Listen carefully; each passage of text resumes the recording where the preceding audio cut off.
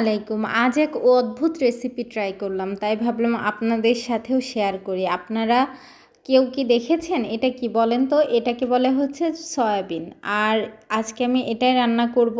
এর আগে আমি একবার খেয়েছিলাম। একটা হিন্দু আন্টি খাওয়াইছিল। তো আমার কাছে খুব ভালো লাগছিল।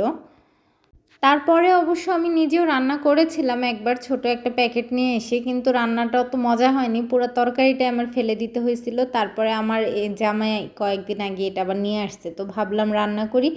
ইউটিউবে অনেক রেসিপি ঘাটাঘাটি করে সবশেষে এটা বের করলাম। আর এর জন্য এই যে সয়াবিনটা সবার আগে সিদ্ধ করে নিলাম 5 মিনিটের মতো।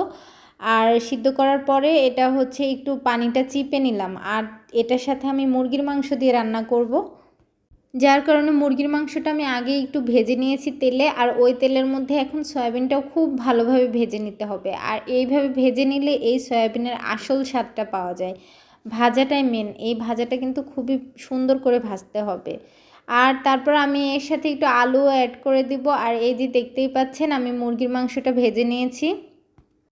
আর এই সয়াবিনটা কিন্তু অনেক পুষ্টিকর। আমার আসলে খাওয়ার আগে কখনো জানাই ছিল না। তো আজকে একটু এই বিষয়ে সার্চ করে জানতে পারলাম এটাতে প্রচুর পরিমাণ calcium, vitamin A, B1, B2 এগুলো মানে ম্যাক্সিমাম অনেক মানে উপকারী দেখলাম যেটা আর কি। যাই হোক, এরপর আমি একটু বেশি করে পেঁয়াজ দিয়ে নিচ্ছি। আর আমরা তো সরিষার তেলে রান্না করি সবসময়, এটা আপনারা জানেনই। আর এটা একদম মানে মাংস রান্না করতে যেসব মশলা লাগবে সব কিছুই দিয়ে দিব, আদা রসুন জিরা বাটা সহ সব দিয়ে দিলেই হবে। মানে বলতে পারেন এটা একরকম গরিবের মাংস, মানে একদম সেম মাংসর মতো করেই রান্না করতে হবে। আর এই যে আমি মশলা কষিয়ে নিচ্ছি, আর এই ভিডিওটা মজা করে নিয়েছি। এই দেখেন আমি ভিডিও করছি, আর আমার ছেলে, আমার 2.5 বছরের ছেলে, সে মানে রান্না করবে। আমি যখনই রান্নাঘরে আসি সে এখানেই বসে থাকে, সে নাড়াচাড়া করতেছে। আর আমার ছেলেটা রান্নাবান্নার প্রতি প্রচুর আকর্ষণ, সে খুবই পছন্দ করে মানে এই কাজগুলো করতে, একটু নেড়ে চেড়ে দিতে, একটু পানি ঢালিয়ে দিবে, তারপর একটু লবণ দিয়ে দিবে, সে এটা খুবই এনজয় করে। আর আমিও করতে দেই, যে বাচ্চাকে সবসময় হয়তো কার্টুন দেখবে বা একা একা লোনলি ফিল করবে, তার থেকে আমার সাথেই থাকুক। আসলে এই মুহূর্তটাই জীবনের সবচেয়ে শ্রেষ্ঠ মুহূর্ত, তাই না বলেন? আর এই তো মশলাটা আমি কষিয়ে নিলাম, তারপরে এই যে মুরগির মাংসগুলো দিয়ে দিলাম। আর এই যে নতুন আলু, ডুমু ডুমু করে আলু কেটে নিয়েছি।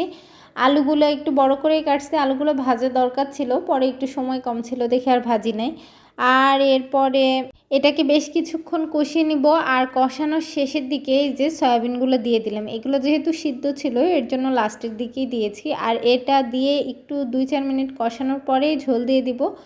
আর এই তো ঝোলটা শুকাই গেলে হয়ে যাবে মজাদার সয়াবিন মাংসর তরকারি। আপনারা অবশ্যই নিজেরা ট্রাই করে দেখবেন, অনেক অনেক ভালো লাগবে। আর সবচাইতে বড় কথা হচ্ছে এটা অনেক বেশি পুষ্টি সমৃদ্ধ। ভালো থাকবেন সবাই।